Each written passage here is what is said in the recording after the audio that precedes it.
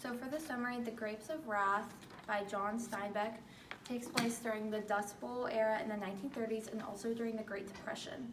In this case, Steinbeck focuses on the disastrous effects of the Dust Bowl on the working class, specifically how the drought left farmland sparse and unworkable, and how one family, the Joads, had to pick up and move to find work in the West. So the basic story is that Tom Joad is returning home to his family's farm after serving time in prison, and on the way he meets Jim Casey, who used to be a preacher.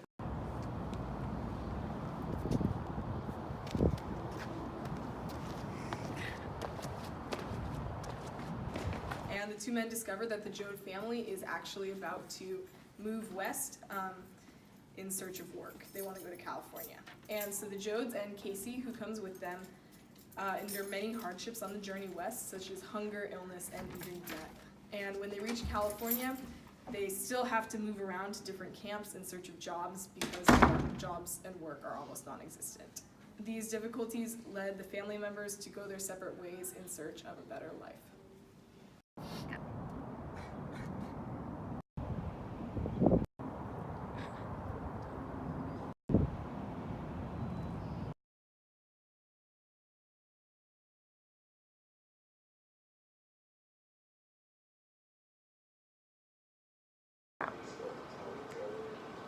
Throughout Steinbeck's novel, The Grapes of Wrath, Steinbeck really encompasses the Joad's experience, the Joad family, who are the main characters, during the Dust Bowl. He does this by using extensive detail and repetition to convey a candid and raw tone that really gives an in-the-moment type of feel when reading.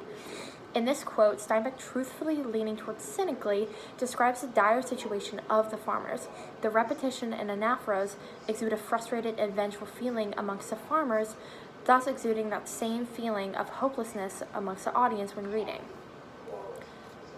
Then once again, in this quote, the tone possesses a vengeful and frustrated nature that provides insight into the desolate life of the Joad family and other families like them searching for work but coming up empty. Lastly, the final quote specifically signifies the in-the-moment, genuine tone that Steinbeck puts forth. Along with the repetition and anaphras, his simple descriptions and abbreviated syntax implant the fear and real emotions of the family during the flood in that scene, furthering Steinbeck's overall frank and sincere tone.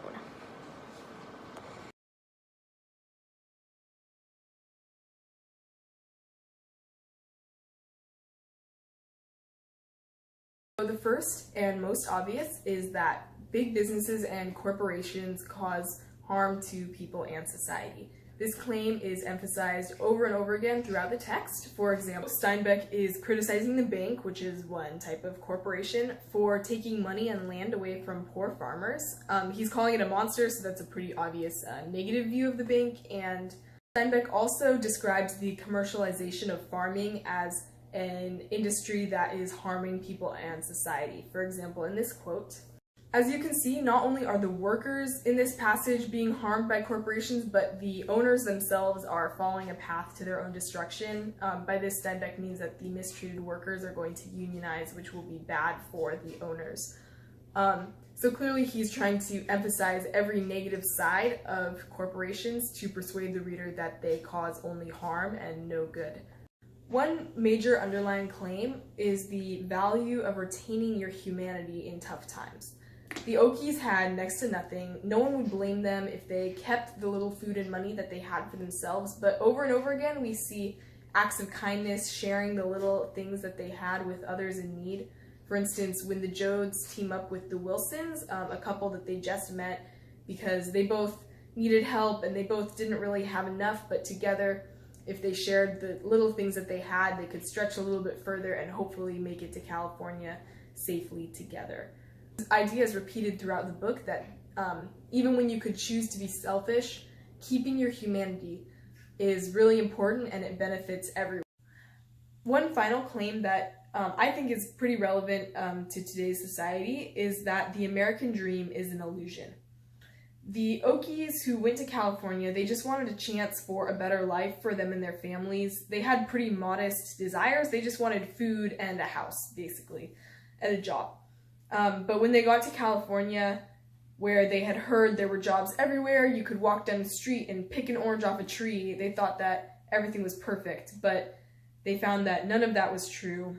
And the Jodes, like all the Okies, never found their American dream because it wasn't real. Additionally, the Okies, they didn't want to cause trouble or harm, but the treatment that they received in California was just brutal. So Steinbeck really is trying to show that the reality of the American dream is a lot harsher than it seems.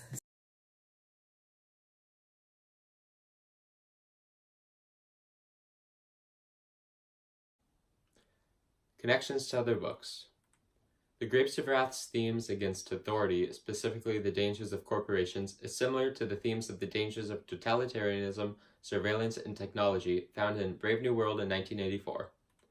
And the Grapes of Wrath's themes of cooperation and family are similar to those in the narrative of the life of Frederick Douglass, Just Mercy, and Hillbilly Elegy, though these themes aren't communicated as bluntly in the Grapes of Wrath. Imagery and colloquialism used throughout the Grapes of Wrath is also used in Huck Finn, and to a lesser extent in Hillbilly Elegy, a book that's similar to the Grapes of Wrath involves internal migration. So, you want to see? Do you want to walk down there and see it? Those are the ones with I have a kind of idea. What? Except for I'm a Hi guys, so I'm going to be talking about The Grapes of Wrath by John Steinbeck, and more specifically, the rhetorical devices used throughout the book, as well as connections to the real world. This book is incredibly well written, especially with the heavy use of dialogue, the descriptive language and imagery, the figurative language, the colloquial language, and the stylistic and linguistic contrast between narration and dialogue. So an example of strong use of imagery and figurative language in dialogue is, they got Paul dying on the ground, and Joe yelling his first breath, and me jerking like a billy-goat under a bush in the night, on page 52. Another example is me 14 and stamping and jerking and snoring like a buck deer, Randy as a billy goat, on page 51. For narration, the example is, a large red drop of sun lingered on the horizon and then dripped over and was gone. And the sky was brilliant over the spot where it had gone, and a torn cloud, like a bloody rag, hung over the spot it was going. And dust crept over the sky from the eastern horizon, and darkness crept over the land from the east. The evening star flashed and glittered in the dusk. The gray cat sneaked away toward the open barn shed and passed inside like a shadow, on page 48. So for the dialogue, you definitely see that colloquial language, that southern dialect, whereas the narration is more focused on the descriptive language and the imagery, and it's not written quite with that southern dialect. As for connections to the real world, this book addresses a lot of issues that have been a part of U.S. history and just human history and our nature as humans. One example is immigration. It addresses philosophical, theistic, and atheistic views. It brings up questions of morality and ethics, and it provides a perspective from those in lower social/economic classes. So, an example of a question of humanity and morality in times of crisis is, I've been in McAllister them 4 years. Casey swung around to him, and his brows lowered so that his tall forehead seemed even taller. Ain't one talk about it, huh? I won't ask you no questions if you done something bad. I do what I done, again, said Joe. I killed a guy in a fight. We was drunk at a dance, he got a knife in me, and I killed him with the shovel that was laying there. Knocked his head plumb to squash. Casey's eyebrows resumed their normal level. You ain't ashamed of nothing then. Page 25.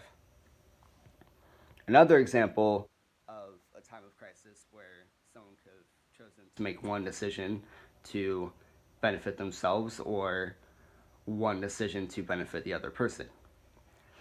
The hitchhiker stood up and looked across through the windows. Could you give me a lift, mister? The driver looked quickly back at the restaurant for a second. Didn't you see the no rider sticker on the windshield? Sure, I seen it, but sometimes a guy will be a good guy, even if some rich bastard makes him carry a sticker. On page 7. So you kind of see that the driver could either give the hitchhiker a ride and risk getting in trouble, or not give the hitchhiker a ride, screw the hitchhiker over, and carry on with his life. So an example of where it addresses religious and atheistic views Casey spoke again, and his voice rang with pain and confusion. I says, "What's this call, this spirit?" And I says, "It's love. I love people so much I'm fit to bust sometimes." And I says, "Don't you love Jesus?" Well, I thought and thought, and finally I says, "No, I don't know nobody named Jesus. I know a bunch of stories, but I only love people. And sometimes I love them fit to bust. And I want to make him happy, so I've been preaching something I thought would make him happy." So you kind of see where he starts off talking about Jesus and focusing on religion, and then he kind of takes an almost atheistic perspective. So that's kind of something that I thought was interesting. And those are the rhetorical devices used throughout the Grapes of Wrath.